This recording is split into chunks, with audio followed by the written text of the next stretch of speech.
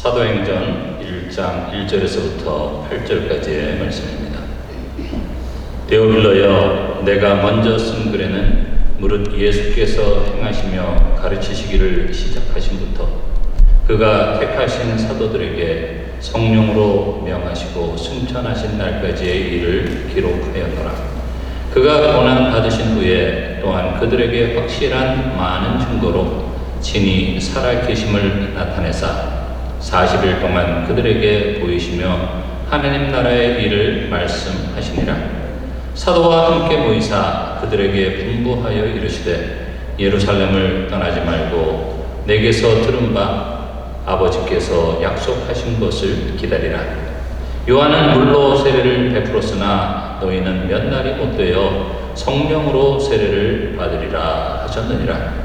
그들이 모였을 때에 예수께 여쭈어 이르되 주께서 이스라엘 나라를 회복하심이 이때이니까 하니 이르시되 때와 시기는 아버지께서 자기의 권한에 두셨으니 너희가 알 바 아니요 오직 성령이 너희에게 임하시면 너희가 권능을 받고 예루살렘과 온 유대와 사마리아와 땅끝까지 이르러 내 증인이 되리라 하시니라. 아멘. 아멘. 로봇교회는 지금까지 10년이라는 세월을 성도님들과 함께 살아왔습니다. 이제 우리는 세대교체를 앞에 두고 있습니다. 그런데 예전에 우리는 자녀 세대를 다음 세대 혹은 미래 세대라고 불렀습니다. 그런데 요즘은 그 세대를 미래 세대나 다음 세대가 아닌 다른 세대라고 부릅니다. 그럼 다른 세대는 누구입니까? 바로 여러분의 자녀들인 MZ 혹은 젠지 세대, 즉 1980년부터 2010년까지 태어난 세대를 우리는 다른 세대라고 부릅니다. 저도 그 다른 세대에 해당합니다. 그리고 제가 태어날 때쯤에 이런 문구들이 유행했습니다. 1960년대 덮어놓고 낳다 보면 거짓골을 못한다. 1970년대 딸아들 구별 말고 둘만 낳아 잘 키우자. 1980년대 잘 키운 딸 하나 열아들 안 부럽다. 그런데 2024년 지금은 어떻게 구호가 바뀐지 아십니까? 아빠 혼자는 싫어요. 엄마 저도 동생을 갖고 싶어요. 이렇게 우리 사회가 변했습니다. 저희 저 부모님들 세대만 보더라도 보통 7남매, 8남매, 4남매 이렇게 나왔습니다. 그리고 베이비붐 세대가 사회에 진출하고 결혼하고 자녀를 낳으면서 7, 8명이던 가정들이 1명 혹은 2명의 자녀를 낳았습니다. 그러면서 콩 한쪽도 나눠 먹던 시절에서 이제는 음식이 상해서 버리고 먹기 싫어서 버리는 세대가 되었습니다. 무슨 말입니까? 침묵의 세대, 베이비붐 세대는 야근을 하고 고생을 하고 헌신하는 것을 당연하게 여기는 세대였습니다. 그런데 MZ, 젠지 세대는 그 베이비붐 세대와 침묵의 세대가 헌신하며 만들어 놓은 것들을 풍요 속에서 누리고 배우고 즐기는 세대입니다. 그래서 우리는 자녀 세대를 다른 세대라고 부릅니다. 왜냐하면 생각이 다르고 삶이 다르고 가치가 다르기 때문입니다.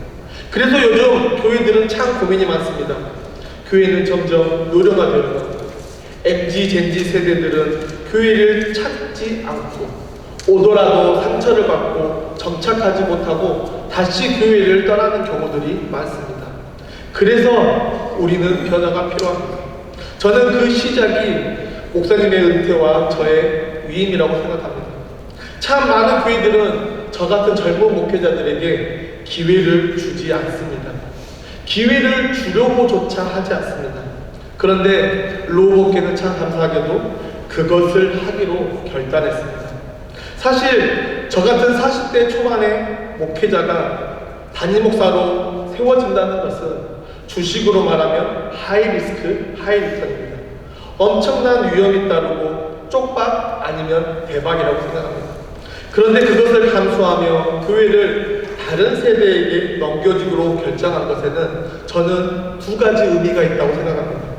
한편으로는 뒤에서 묵묵히 기도하며 격려해 주겠다는 그 의미와, 한편으로는 아이가 태어나서 뒤집고 기어다니고 서고 보고 뛰는 모습을 조마조마하지만 부모의 마음으로 지켜보며 격려해 주겠다는 의미가 내포되어 있다고 생각합니다. 그리고 다른 세대와 다른 세대가 어떻게 협력하여 하나님 나라를 세워갈 것인가, 이것을 꿈꾸는 것이라고 생각합니다. 그래서 저는 오늘 주어진 시간대로 로봇교회가 앞으로 어떤 비전을 가지고 어떤 방향성 안에서 지금 다른 세대와 또 다른 세대가 어떻게 통합하고 믿지 않는 자들과 상처받은 자들, 방황하는 자들에게 어떻게 복음을 전하며 우리가 어떻게 이 페어팩스, 이 노던 버지니아 쪽에 어떤 영향력을 줄 수 있을지, 오늘 사도행전을 바탕으로 우리가 포기할 것이 무엇이고 우리가 품어야 할 것이 무엇인지, 우리가 의지할 것이 무엇인지 고민하고 하나님의 말씀을 마음으로 나아가기 원합니다. 오늘 그 첫 번째 시간으로 하나님의 시간 안에라는 말씀의 제목으로 사도행전 1장을 중심으로 말씀을 나누려고 합니다. 하나님의 시간, 하나님의 시간, 하나님의 때를 기다리기 위한 우리의 삶의 모습에 집중하라는 말입니다. 그럼 여러분은 2026년 어떤 목표를 세우셨습니까? 저는 2026년에 세운 목표는 하나입니다. 끈기를 가지고 인내하자 목표를 세웠습니다. 그런데 지난 3주를 돌아보면 그 목표를 잘 지키고 있는지 사실 모르겠습니다. 하루에도 수십 번씩 무너지고 우리 말에 작심삼일이라는 말이 있듯이 3일을 가지 못합니다. 어떤 의미, 무엇인가를 작정하면 3일을 넘기지 못한다는 것입니다.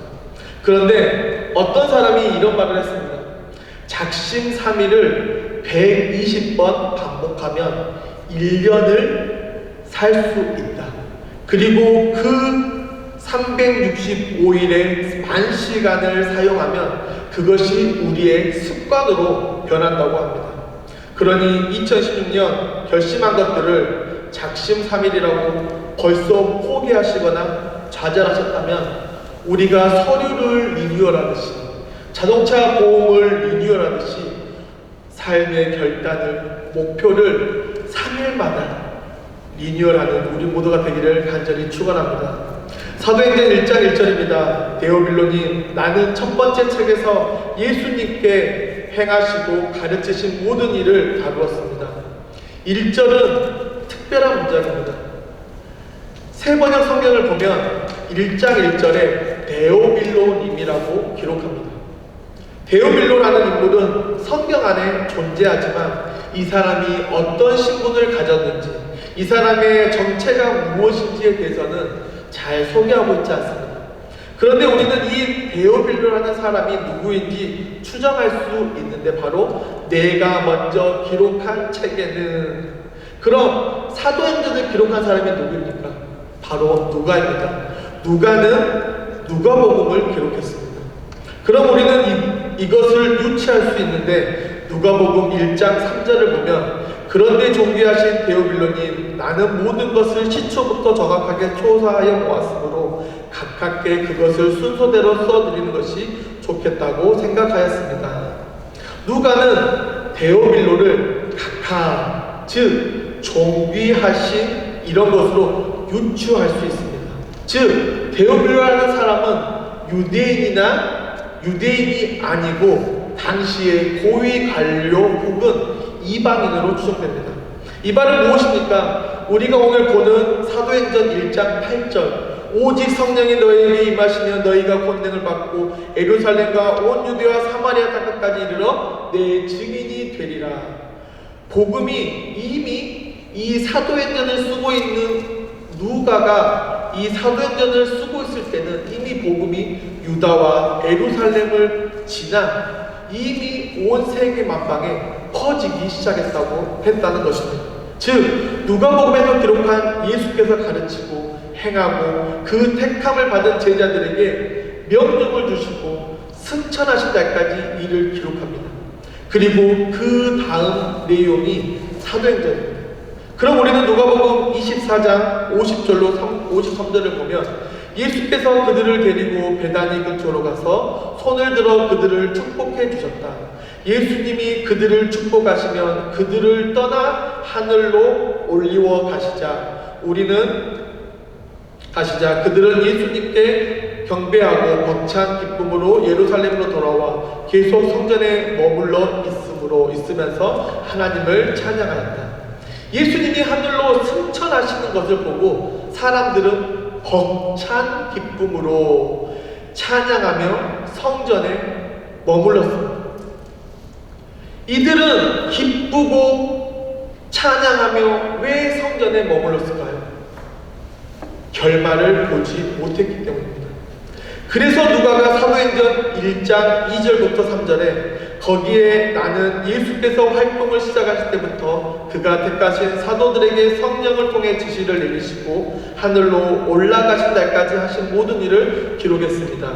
예수께서 고난을 받으신 뒤에 자기가 살아계심을 여러 가지 증거로 드러내셨습니다. 그는 40일 동안 그들에게 여러 차례 나타나시고 하나님 나라에 관한 일을 말씀하셨습니다. 사도행전 1장 2절은 누가복음과 사도행전을 이어주는 그 다리 역할을 합니다. 그 이유는 누가복음 24장과 사도행전 1장에는 예수님의 승천 사건이 동일하게 기록되고 있습니다. 왜 중요한 다리 역할이냐? 예수님이 부활하신 후에 제자들과 40일을 머무시며 제자들에게 무엇에 대해서 가르치셨냐? 바로 하나님 나라에 관한 일에 대해서 가르치셨습니다. 그럼 예수님이 가르치신 하나님 나라는 무엇입니까? 예수 믿으면 모든 사람이 죽고 죽으면 천국에 간다? 그 이상의 것을 가르쳤습니다.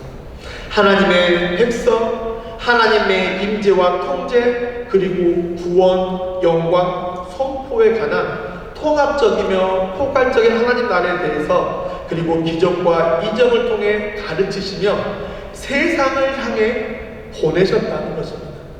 로마서 10장 2절을 보면 나는 증언합니다. 그들은 하나님을 섬기는데 열성이 있습니다. 그러나 그 열성은 올바른 지식에서 생긴 것이 아닙니다. 이것이 무슨 말이냐면 사도행전에 예수님의 제자들이 파송되었을 때는 하나님 나라의 일에 대해서 제자들이 이미 다 알고 파송되었습니다. 그런데 로마서에 보면 나는 증언하는데 오직 내 열심으로 하나님 나라의 지식이 아닌 나의 열심으로 갔다는 것입니다. 교회라는 울타리 안에서 성경을 읽고 가르침을 밟고 실천하고 다듬어지는 것이 아니라 그냥 내 욕심대로, 내 마음대로, 내가 하고 싶은 대로 했다는 것입니다. 그래서 예수님이 찾는 성도는 세련되고 효율적이고 일 잘하는 성도가 아니라 오늘 말씀 사도행전 1장 8절의 말씀처럼 예수님이 증인 될 사람을 찾고 계신다는 것입니다. 그럼 증인이 되려면 누구에 대해서 잘 알아야 합니까? 바로 내가 증인이 되어야 할 사람에 대해서 잘 알아야 합니다. 바로 예수 그리스도에 대해서 잘 알아야 합니다. 예수님이 이 땅에 오신 이유가 무엇인지, 예수님이 가지고 계신 계획이 무엇인지. 그런데 참 안타까운 것은 제자들은 3년 동안 예수님을 따라다녔지만 그 예수님이 오신 이유가 무엇인지, 예수님이 도대체 어떤 계획을 가지고 계시는지 몰랐다는 것입니다. 그래서 예수님이 십자가에 돌아가셨다는 그 소식을 듣고 베드로는 다물기 전에 3번 예수님을 부인했고 모든 제자들은 예수님을 변호하거나 예수님은 그리스도십니다 라고 증언하기보다 모든 것을 피해 엠마오로 도망갔습니다. 낙담, 실망, 절망을 가지고 엠마오로 가는 그 두 제자 앞에 부활하신 예수님이 나타나십니다. 그리고 누가복음 24장 44절에 내가 너희와 함께 있을 때에 너희에게 말한 바 곧 모세의 율법과 선지자의 글과 시편의 나를 가리켜 기록한 모든 것이 이루어져야 하리라. 예수님은 그 낙담하고 실망하고 절망하며 엠마오로 가는 그 두 제자들에게 모세의 율법과 선지자의 글과 시편의 모든 초점이 어느 방향으로 향하는지 묻습니다. 바로 나, 부활하신 예수님을 향하고 있습니다. 예수님을 따르고 예수님을 섬기고 예수님을 믿었지만 결국 이들이 낙심하고 실망하고 절망한 이유는 무엇입니까? 구약의 성경을 몰랐습니다. 아니, 겉으로는 분명히 알고 있었습니다. 겉으로는 알고 있었습니다. 그런데 예수님이 하셨던 그 진짜 뜻을 모른다는 것입니다. 제자들을 포함해서 그 당시 모든 유대인들은 구약을 매일매일 공부하고 머리와 팔에 띠를 띠고 그것을 외웠습니다. 그런데 정작 외우기는 했지만 그 뜻이 무엇인지, 그 의미가 무엇인지는 몰랐습니다. 그런 그들에게 예수님이 직접 마음의 문을 여시고 눈을 뜨게 하신 후에 구약에 나타난 기록들에 대해서 풀어주셨습니다. 그리고 그 모든 것을 경험한 제자들은 어떻게 되었냐? 52, 53절에 그들은 예수님께 경배하고 벅찬 기쁨으로 예루살렘으로 돌아와 계속 성전에 머물며 있으면서 하나님을 찬양하였다. 그들의 마음이 열리고 그들의 눈이 떠지자 그 뜨거움을 주체할 수가 없었습니다. 이것이 바로 하나님의 말씀이 우리에게 주시는 붙드심입니다. 그래서 우리가 하나님의 증인이 되기 위해서는 하나님의 말씀인 성경을 잘 알아야 합니다. 그래서 우리는 무엇을 합니까? 매주일 성경을 읽고 퀴즈를 풀고 그리고 더불어 선물까지 드립니다. 얼마나 좋습니까? 그러니 혹시 지금까지 하지 않은 분이 계시다면 포기 말고 도전하시기 바랍니다. 이 성경을 읽고 성경 퀴즈를 풀고 성경 말씀을 묵상하는 삶이 우리 삶의 밑거름입니다. 어찌됐든 교회는 일꾼보다 증인이 필요합니다. 그래서 우리는 성경을 잘 알아야 합니다. 누가복음 24장 48절도 예수님은 제자들에게 일꾼이 아닌 증인이 되라고 기록했습니다. 로봇 가족 여러분, 효율적이고 일 잘하는 일꾼이 아닌 복음을 전하는 증인 되기를 간절히 축원합니다. 사도행전 1장 4절부터 5절입니다. 예수님은 사도들과 함께 모인 자리에서 이렇게 말씀하셨습니다. 너희는 예루살렘을 떠나지 말고 내가 전에 말한 대로 아버지께서 약속하신 선물을 기다려라. 요한은 물로 세례를 주었으나 너희는 얼마 가지 않아 성령으로 세례를 받을 것이다. 누가복음 24장에 벅찬 기쁨과 감격으로 주체할 수 없는 제자들을 향해 예수님은 말씀하십니다. 기다려라. 제자들의 마음은 이미 결정되었고 가만히 있을 수 없습니다. 49절의 기록처럼 그런데 49절의 기록처럼 약속한 성령을 기다려야 합니다. 그런데 우리가 가장 못하는 것이 무엇이죠? 기다리는 것입니다. 저도 기다리는 거 정말 싫어합니다. 왜냐하면 기다리고 있으면 시간을 낭비하는 것 같고 정말 무의미한 시간인 것 같습니다. 그런데 성경을 보면 많은 인물들이 하나님의 증인이 되기 위해서 그 기다리는 시간을 보냈습니다. 모세가 광야에서 보낸 40년 정말 무의미하고 낭비하는 시간이었을까요? 그렇지 않습니다. 모세가 열정과 권력을 가지고 자신이 배운 학문과 경험을 가지고 이스라엘을 구원하려고 했을 때 어떻게 되었습니까?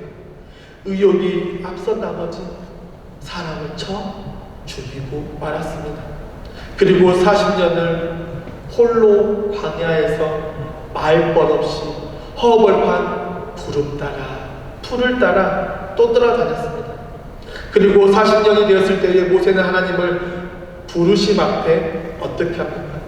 하나님, 저는 말을 못하고 모국어를 잃어버렸고 나는 할 수가 없습니다. 보낼 만한 자를 보내달라고 간청합니다. 즉 40년의 시간 동안 그 40년이 무의미하고 헛된 시간이 아닌 모세가 가진 그 혈기, 열정, 지식을 모두 빼내는 시간이었습니다. 바로 이 시간에 하나님이 불타지 않는 가시떨기 나무에 나타나셨습니다. 하나님은 이것을 통해 모세에게 무엇을 알려주시기 원하셨을까요? 모세, 너가 하는 게 아니야. 내가 한다. 너는 도구에 불과하다는 것입니다.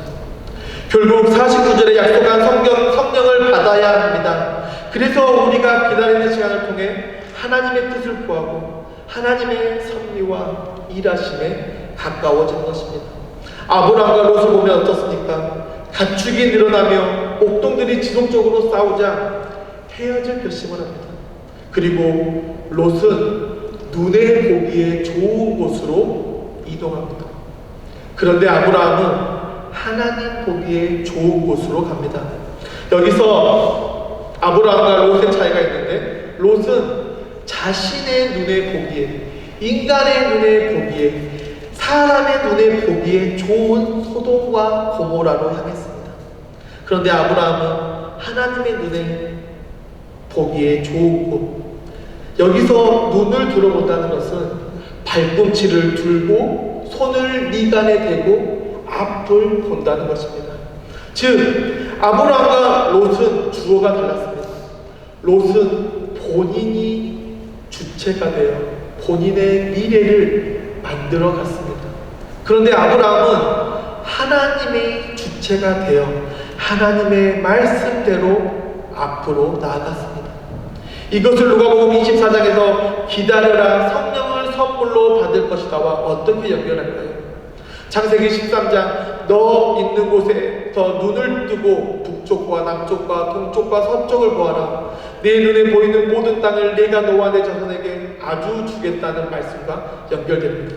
즉 땅이 중요한 것이 아닙니다. 하나님이 명령대로 기다리면 하나님이 우리의 인생과 함께하니까 이것이 중요합니다.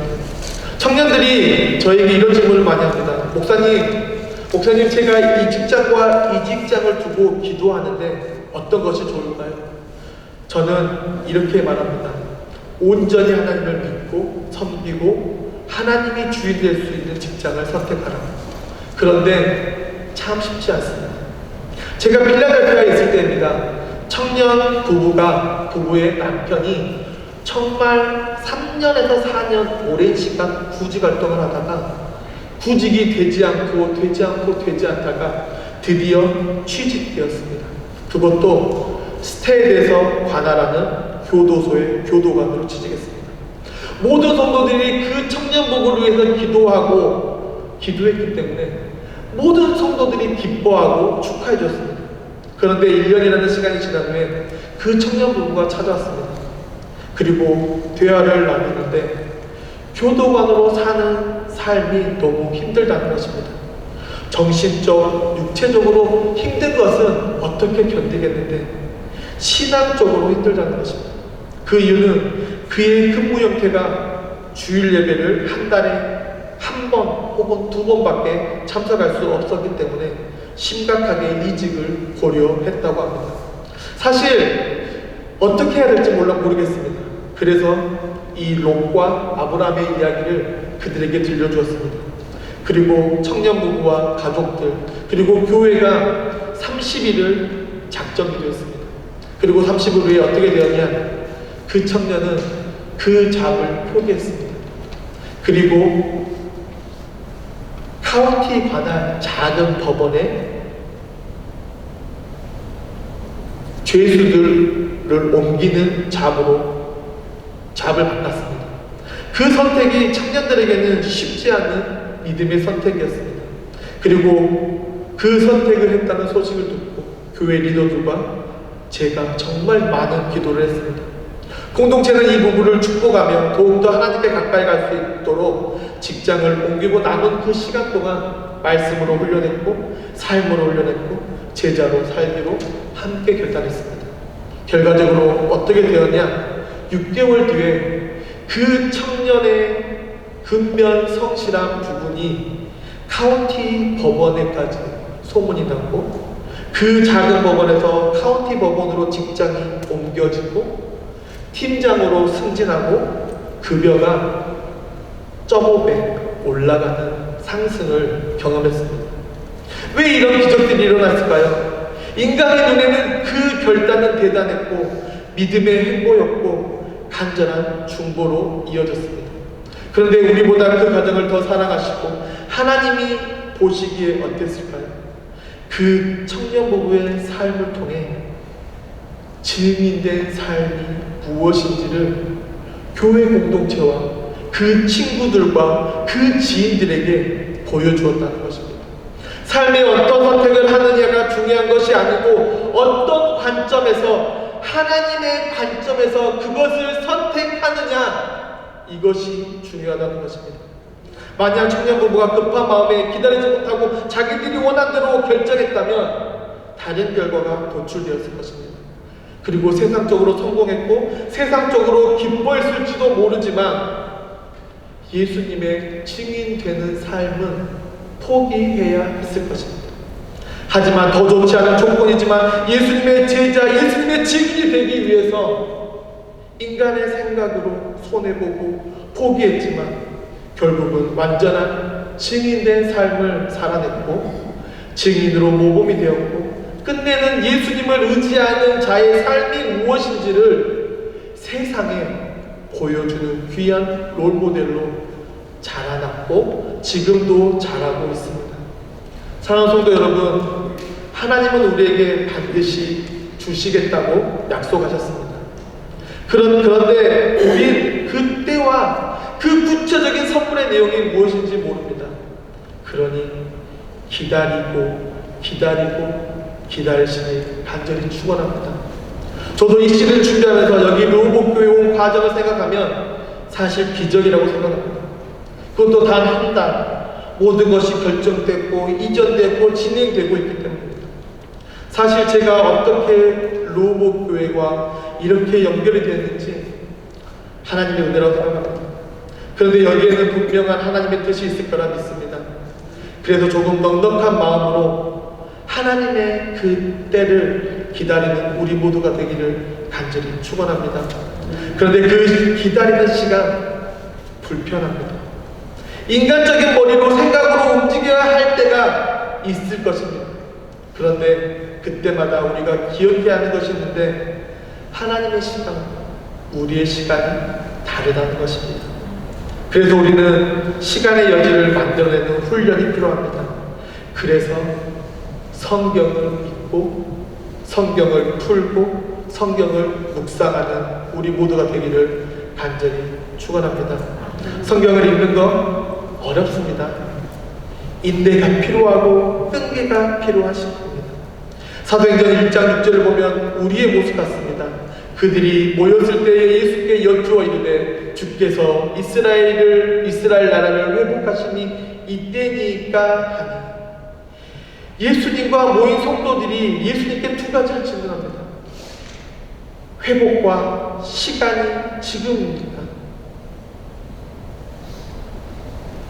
그런데 예수님은 그 질문에 대답하지 않으셨어요. 왜냐하면 질문 자체가 잘못되었기 때문입니다. 왜죠? 7절에 이르시되 때와 시기는 아버지께서 자기 권한에 두셨으니 너희가 알 바가 아니요. 지금 그들의 시간과 하나님의 시간이 다르다는 것입니다. 우리는 몰라도 된다는 것입니다. 그저 우리가 할 일은, 우리 함께 8절 한번 읽어볼까요? 시작. 오직 성령이 너희에게 임하시면 너희가 권능을 받아 예루살렘과 온 유다와 사마리아와 땅끝까지 이르러 내 증인이 되리라 하시니라. 무엇하라고요? 홍목사, 박권사, 박장모, 박집사, 너 뻘짓 그만하고 예수 그리스도의 증인이 되라. 우리의 힘이 아닌 성령님이 주시는 힘으로 하라는 것입니다. 그래서 기다리는 것입니다. 기다리지 못하고 하는 것은 하나님의 일이 아니라 내 일입니다. 내 자랑입니다. 나를 증명하기 위한 방법입니다. 그런데 예수님은 우리에게 기다리라고 말씀하시면서 약속하신 것을 성령이고 그 성령의 일을 통해 우리가 상상하지도 못했던 일, 관점을 확장해 가시겠다는 것입니다. 이것이 오늘 말씀의 제목처럼 하나님의 시간 안에서 우리가 해야 할 일이라고 이런 사실을 기억하는 우리 모두가 되기를 간절히 축원합니다. 이제 말씀을 마치겠습니다. 오늘 말씀을 세 가지로 정리하면 첫째, 하나님의 인도하심을 기다려라. 언제까지? 하나님의 약속을 받을 때까지. 둘째, 하나님의 안에서 기다림은 무의미하거나 낭비하는 시간이 아닌 나의 생각과 나의 힘과 나의 의지를 빼고 하나님의 뜻에 순종하는 힘을 기르는 시간이다. 마지막으로 우리가 하나님의 때를 기다릴 때에 집중해야 하는 것은 무엇이다? 하나님의 말씀을 읽고 하나님의 말씀을 배우고 하나님의 말씀에 순종하는 것입니다. 이 세 가지를 하는 최종 목표가 무엇입니까? 단순히 효율적이고 일 잘하는 일뿐이 아니라 하나님 나라의 증인되는 일꾼이 되는 것, 그것을 기억하는 우리 모두가 되기를 간절히 축원합니다. 하나님은 일 잘하고 효율적인 일꾼을 찾는 것이 아니라 하나님의 뜻을 따라 하나님의 증인들 호구를 찾고 계시다는 사실을 기억하며 말씀대로 순종하고 충성봉사하는 우리 모든 로봇 가족 되기를 간절히 축원합니다.